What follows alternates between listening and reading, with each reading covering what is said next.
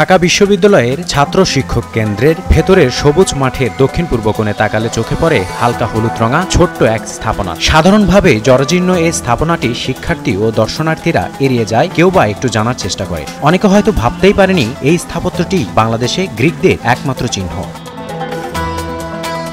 যখন ঢাকা বিশ্ববিদ্যালয় প্রতিষ্ঠিত হয়নি তখন রমনার দিকে আরেকটি গ্রিক স্মৃতিসৌধ প্রায় পরিত্যক্ত অবস্থায় ছিল। স্থানীয় লোকজন সৌধের পাথর চুরি করে নিয়ে যেত। এ নিয়ে কলকাতায় খবর প্রচার হলে সেন্ট থমাস গির্জার যাজক ম্যাকডোনাল্ডের উদ্যোগে ১৯ শতকের ৩০-এর দশকে নির্মিত হয় নতুন এই সমাধিসৌধ, যেটি আজকের টিএসসিতে অবস্থিত। টিএসসিতে আসি, বসি, আড্ডা দিই, কিন্তু আমি নিজে আসলে জানতাম না যে এখানে একটা গ্রিক স্থাপত্য আছে। তো যখন দেখলাম যে হ্যাঁ এটাই সেই গ্রিক স্থাপত্য, যখন পড়াশোনা করলাম, কিন্তু আমার মনে হয় যে এখানে একটা নামফলক থাকতো অন্তত, তাহলে বিশ্ববিদ্যালয়ের শিক্ষার্থী কিংবা বাইরে যারা আসে এসে অন্তত দেখতে পারতো যে হ্যাঁ এটা একটা গ্রিক স্থাপত্য। টিএসসি প্রাঙ্গণ ছিল প্রকৃতপক্ষে গ্রিক সমাধিস্থল, যা পরে খাস দিয়ে আধুনিকায়ন করে ঢাকা বিশ্ববিদ্যালয়ের অংশ করা হয়। সর্বশেষ ১৯৯৭ সালে সংস্কার করা হয় গ্রিকদের এই শেষ স্মৃতিচিহ্ন। আমরা জানি এটা গ্রিকদের বাংলাদেশে একমাত্র স্মৃতিচিহ্ন। ইউরোপীয় বণিকদের সর্বশেষ যারা আসছিল এই বাংলায়, তাদের একমাত্র স্মৃতিচিহ্ন বাংলাদেশে এটি। টিএসসিতে আমরা দেখি প্রতিদিন ঢাকা বিশ্ববিদ্যালয়ের ছাত্র শিক্ষকরা ছাড়াও প্রতিদিনই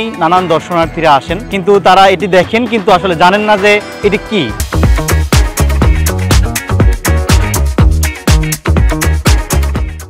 হলুদ রঙের এই সমাধিসৌধটি দেখতে চতুষ্কোণ আকৃতির কুটিরের মতো। ভিতরে প্রবেশের পথ রয়েছে পূর্ব দিকে, চারিদিকে লোহার গ্রিল দিয়ে আটকানো এটি। ভিতরে প্রবেশের দরজার উপর গ্রিক ভাষায় লেখা রয়েছে, যার বাংলা অনুবাদ তারাই আশীর্বাদ প্রাপ্ত যারা সৃষ্টিকর্তা কর্তৃক নির্বাচিত হয়েছে মৃত্যুর জন্য। ভিতরে দেয়ালে রয়েছে কালো রঙের 9টি পাথর বা শিলালিপি, এর 5টি গ্রিক এবং 4টিতে ইংরেজি ভাষায় লেখা। আমরা যদি একটা জরিপ করি সেখানে 50% মানুষই জানবে না কিংবা তারও বেশি এটি যে একটি ইতিহাসের অংশ, সেই বিষয়ে অনেকে জানে না। আমি মনে করি এটির সংস্কার জরুরি, একটা নামফলক থাকতে পারে। ঢাকা বিশ্ববিদ্যালয়ের উদ্যোগে এই অমর একটি ইতিহাসকে আরো ভালোভাবে ফুটিয়ে তোলার জন্য আমি অনুরোধ করছি। বিশ্ব বাণিজ্যের অন্যতম প্রধান কেন্দ্র হওয়ায় বাংলা এক সময় ছিল ইউরোপীয় বণিকদের অন্যতম প্রধান আকর্ষণ। বাংলার সেই জৌলস হারিয়ে গেছে অনেক আগেই, তবে ঔপনিবেশিক এই স্থাপনা এখনো জানান দেয় বাংলার গৌরবোজ্জ্বল অতীতের কথা। পূর্ব বাংলার এই স্থাপত্যটি হোমার, সক্রেটিস, প্লেটো, অ্যারিস্টটলের দেশ গ্রিকদের